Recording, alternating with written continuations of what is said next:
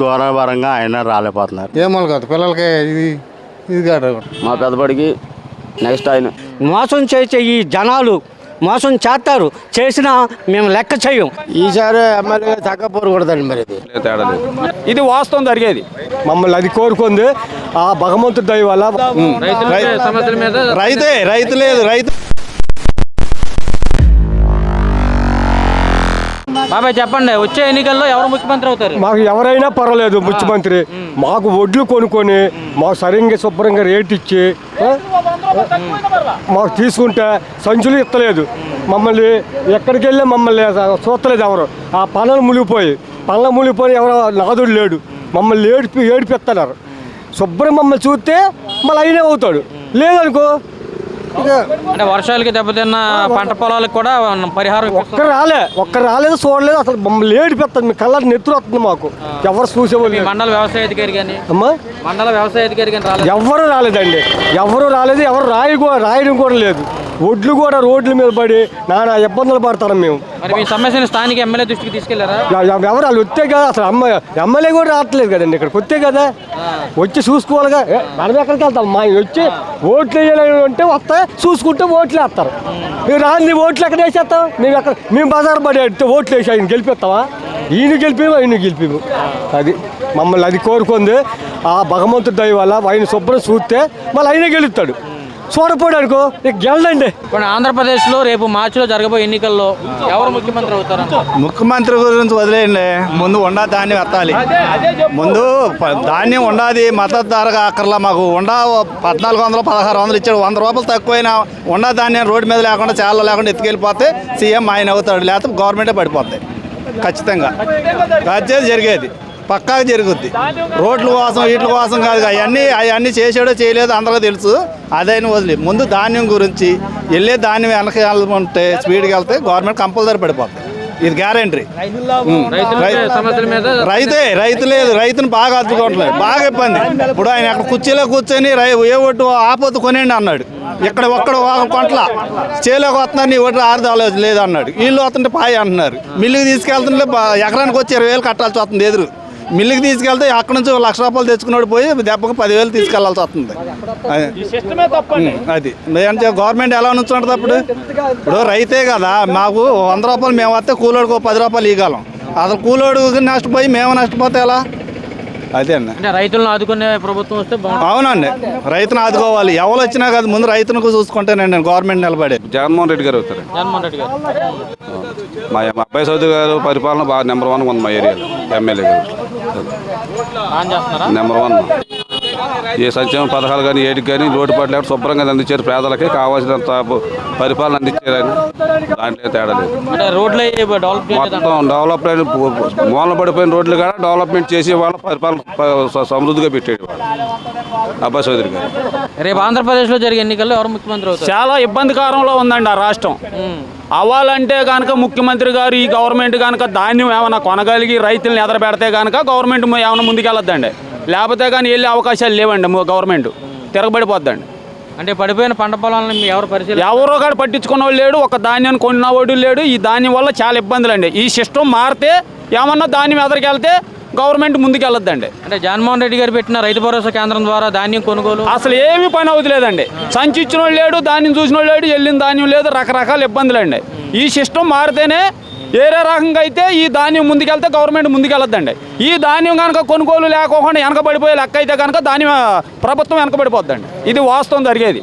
రేపు ఆంధ్రప్రదేశ్లో జరగబోయే అసెంబ్లీ ఎన్నికల్లో ఎవరు ముఖ్యమంత్రి అవుతారు? ముఖ్యమంత్రి ఎవరవుతారంటే ప్రస్తుతానికి ఇప్పుడు రైతులు చాలా దెబ్బతిని ఉన్నారు. అర్థమైందా? రెండో టిప్పులోనే జగన్ సీఎం అవుతాడు మరీసారి. ఈసారి మాత్రం గ్యారంటీ. తర్వాత సంగతి ఇక మన ఇది అవుతుంది. అది అంటే ఇప్పుడు మీ ఎమ్మెల్యే గారి యొక్క పనితీరు ఎలా ఉంది? ఎమ్మెల్యే గారి పనితీరు బాగా రావట్లా మనిషి. ఈసారి ఆయన గెలుస్తారు ఇక్కడ. ఈసారి ఎమ్మెల్యే తగ్గపోరు కూడదండి. మరి ఇది ఎమ్మెల్యే గెలుస్తాడని తగ్గపోరు కూడదు బాగా. కష్టం కొడతాయి. గెలిచి కష్టంగా గెలుస్తాడు ఆయన. అవి చెప్పండి, రేపు ఆంధ్రప్రదేశ్లో జరగబోయే అసెంబ్లీ ఎన్నికల్లో ఎవరు ముఖ్యమంత్రి అవుతారు? జగన్ గారేనండి. ఎవరికైనా మంచి చెడు చేసినా జగన్ గారే. ఎవడైనా సరే ఇన్ని సంవత్సరాలు ఏలేడు, ఎవడైనా సరే గిద్దుడు బియ్యం కానీ ఇచ్చాడా 5 సంవత్సరాలు మట్టి, ఎకరానికి 50,000 రూపాయలు ఇచ్చాడా, ఆడవాళ్ళకి 40,000 ఇచ్చారా, కష్టపడేవాళ్ళకి 30,000 3,000 ఇస్తున్నారు. అలాంటి నిరుద్యోగులకి ఎవడైనా సరే ఒక మనిషిని గుర్తించిన ఆ జగన్ గారే. ఇప్పుడు కాదు, మళ్ళీ జగన్ గారే. మోసం చేసే ఈ జనాలు మోసం చేస్తారు, చేసినా మేము లెక్క చేయం. వచ్చేది జగనే, మళ్ళీ జగనే. ఎవడైనా డబ్బులు దొబ్బేసి ధనాలు దొబ్బేసి వీళ్ళు నాశనం చేస్తాకి ఏదో చేస్తున్నారు, కుట్రలు పన్నుతున్నారు. ఈ కుట్ర ఎన్నడూ సాగదు. ఏం చేస్తానో చేస్తాం. మా జగనే మళ్ళీ వచ్చేది. ఇప్పటికైనా సరే జగనే. జగన్మోహన్ రెడ్డి వచ్చిన తర్వాత నిత్యావసర ధరలు పెరిగిపోయినాయి, కరెంట్ ఛార్జీలు పెరిగిపోయినాయి. ఏంటి ఎప్పుడు చిన్నప్పుడు ఒకలాగానే ఉంటారా?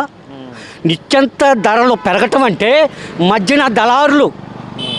మధ్యన దళారులు పెంచేసి ఆ జగన్ని ఏదో మారేడుగాయ పూసి మసిపూద్దామని ఈ పక్కన జనాలు, ఈ అరటికాయలోళ్ళు, ఈ యాపిల్ వాళ్ళు, ఈ ధాన్యం వాళ్ళు వీళ్ళకే పెంచేసుకుని వీళ్ళంటే జగన్ పెంచేశారు. జగన్ పెంచేవాడైతే ఇన్ని కోట్లు ఎందుకు ఇస్తాడు? వీళ్ళంటే పెంచేశారు అంటారు. ఏం పెంచాడు? ఇన్ని సంవత్సరాలు బట్టి డెవలప్ అవ్వదా? రోడ్లు ఆయన పోసాడా? 30 సంవత్సరాలు వేయలేడు, ఒక్క రోడ్డు పోసాడా? మారేడుకాయ పూసి ఇట్లా తారేసి దొబ్బేశారు.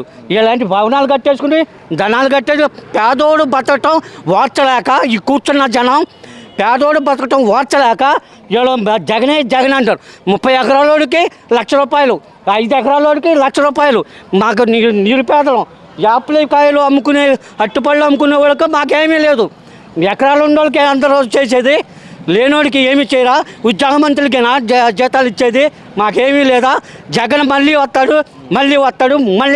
వచ్చే అసెంబ్లీ ఎన్నికల్లో ఆంధ్రప్రదేశ్లో ఎవరు ముఖ్యమంత్రి అవుతారు? చంద్రబాబు నాయుడు గారు నెంబర్ 1 సూపర్గా వస్తాడు. మా పెద్దపడికి నెక్స్ట్ ఆయన టైగర్, ఎక్సెల్ టైగర్. అది మామూలు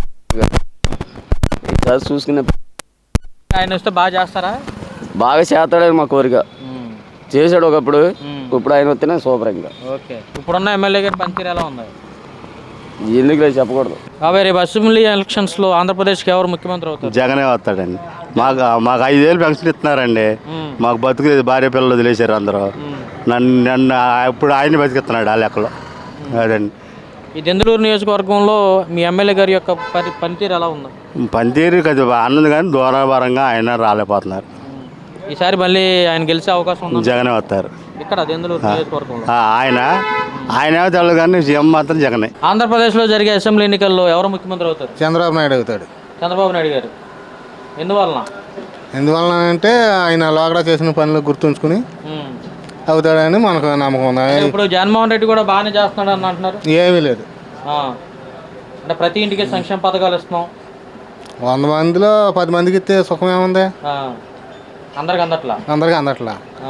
వాళ్ళకి మట్టుకు వాళ్ళకి ఇది అవుతుంది. ఈ ప్రభుత్వంలో అభివృద్ధి ఎలా ఉంది?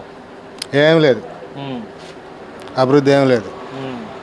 ఉద్యోగాలు వారంటీలు పెట్టాడు. వాళ్ళకి జీతం 5,000 ఏం వాళ్ళకి కవర్ వస్తుంది? ఉద్యోగం ఉండవటే లేకపోయినా ఒకటి. శుభ్రం కూలి పనికి వెళ్తే నెలకి 20,000 వస్తుంది. మరి అసలు 5,000 వాళ్ళకి 5,000 వారంటీకి ఇస్తే 5,000 వాళ్ళకి ఏం వాళ్ళకి వస్తుంది? పిల్లలకి ఇది కాదు. అంటే ఇప్పుడు ఈ దెందులూరు నియోజకవర్గంలో మీ ఎమ్మెల్యే గారి యొక్క పనితీరు ఎలా ఉంది? ఆయన ఎప్పుడు వస్తాడో ఎప్పుడు వెళ్తాడో తెలియదు. ఏం చెప్తాడో కూడా అర్థం కాదు. అలా ఉంది.